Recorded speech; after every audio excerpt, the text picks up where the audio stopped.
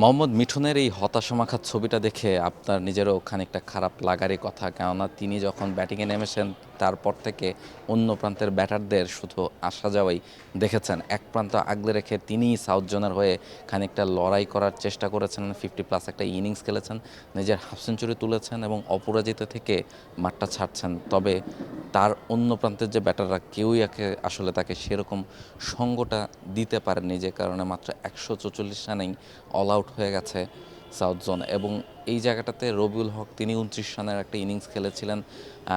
এছাড়া আসলে কেউই খুব বড় ইনিংস খেলতে পারেনি। সোহান 22 রান করেছেন।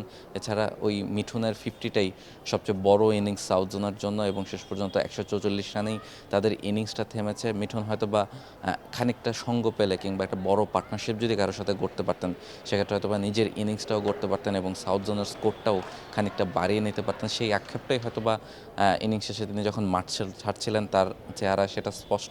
Which is the world-class cable brand? Walton Cables, নিরাপদ আগামী সংযোগ। তবে সেটা তার অন্য প্রান্তের ব্যাটাররা কেউই করে দিতে পারেনি। অথচ এই দলটাই কিন্তু আগের দিন এই মাঠেই 267 রান চেস করে মাত্র 7 উইকেট হাতে রেখে ম্যাচ জিতেছিল। তবে আজকে কিন্তু ব্যাটিংটা একেবারেই কলাপস করে, এবং কলাপসের মূল কারণ আসলে নর্থ জোনের যে বোলিং লাইন, স্পেশালি ন্যাশনাল টিমের দুই পেসার শরীফুল এবং নাহিদ রানা, এই দুজনের পেস বোলিংয়েই কিন্তু নর্থ জোন আসলে শুরুতেই সাউথ জোনকে ম্যাচ থেকে ছিটকে দিয়েছে।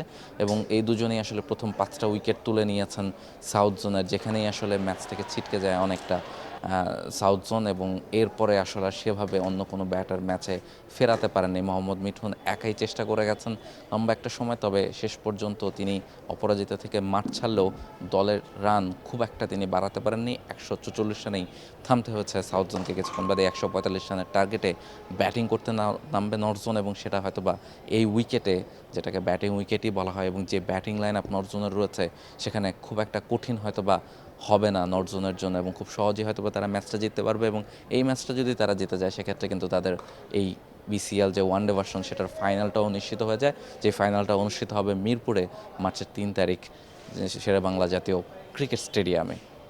রাজশাহী থেকে Rahul Roy, J sports. For more updates, subscribe to our YouTube channel and click on the bell icon. Follow us on Facebook and Instagram. Download T-Sports app to enjoy exciting games and highlights. Visit tsports.com.